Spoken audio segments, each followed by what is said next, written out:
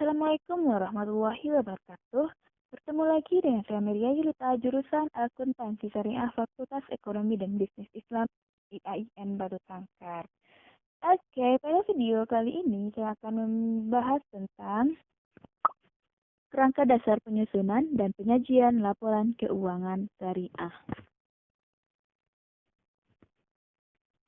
Kerangka dasar penyusunan dan penyajian laporan keuangan syariah atau PSAK yang akan kita bahas terdiri dari 9 item. Yang pertama, pemakai dan kebutuhan informasi. Yang kedua, paradigma transaksi syariah. Yang ketiga, azas transaksi syariah. Yang keempat, karakteristik transaksi syariah. Yang kelima, tujuan laporan keuangan. Yang keenam, bentuk laporan keuangan. Yang ketujuh, pengukuran unsur-unsur laporan keuangan. Yang kedelapan, kendala informasi yang relevan dan andal. Dan yang terakhir yaitunya laporan keuangan bank syariah. Sekarang kita masuk kepada poin yang pertama, pemakai dan kebutuhan informasi. Pemakai laporan keuangan meliputi investor sekarang dan investor potensial, pemilik dana besar, pemilik dana syirkah, pemilik dana titipan, pembayar dan penerima jadwal, pengawas syariah, karyawan, dan yang lainnya bisa rekan-rekan lihat di video ini. Selanjutnya yaitu paradigma transaksi syariah.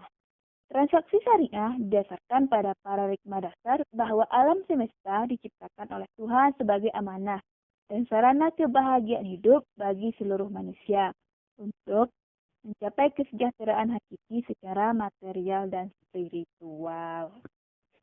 Selanjutnya yaitu asas transaksi syariah. Yang pertama, persaudaraan. Yang kedua, keadilan. Yang ketiga, kemaslahatan. Yang keempat, keseimbangan. Dan yang kelima yaitunya universal. Poin selanjutnya yaitu karakteristik dari transaksi syariah. Yang pertama, prinsip saling ridho dan saling paham. Yang kedua, prinsip kebebasan. Yang ketiga, uang hanya sebagai alat tukar.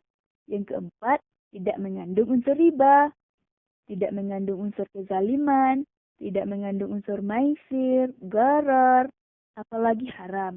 Dan selanjutnya yaitu tidak mengandung unsur kolusi. Selanjutnya yaitu tujuan dari laporan keuangan. Yang pertama, meningkatkan kepatuhan terhadap prinsip syariah dalam segala transaksi dan kegiatan usaha. Yang kedua, informasi kepatuhan entitas syariah terhadap prinsip syariah. Yang ketiga, informasi untuk membantu mengevaluasi pemenuhan tanggung jawab entitas syariah. Yang keempat, informasi mengenai tingkat keuntungan investasi yang diperoleh oleh penanam modal dan pemilik dana syirkah. Selanjutnya yaitu bentuk laporan keuangan. Laporan keuangan entitas syariah terdiri dari 5 macam. Yang pertama, posisi keuangan entitas syariah. Yang kedua, informasi kinerja entitas syariah. Yang ketiga, informasi perubahan posisi keuangan entitas syariah. Yang keempat, informasi lain. Dan yang terakhir yaitunya catatan dan schedule tambahan.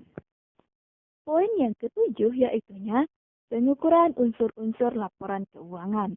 Yang pertama, historical cost. Yang kedua, nilai kini atau current cost.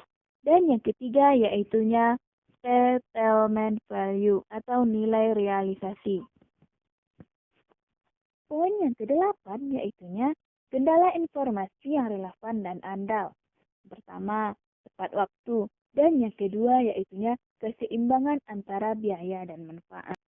Dan poin yang terakhir yaitunya laporan keuangan bank syariah PSAK 101 revisi 2014.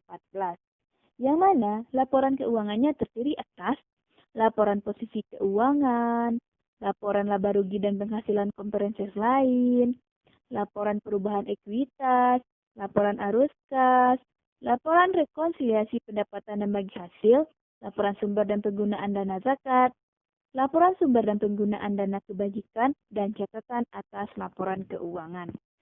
Demikianlah video kita pada kali ini.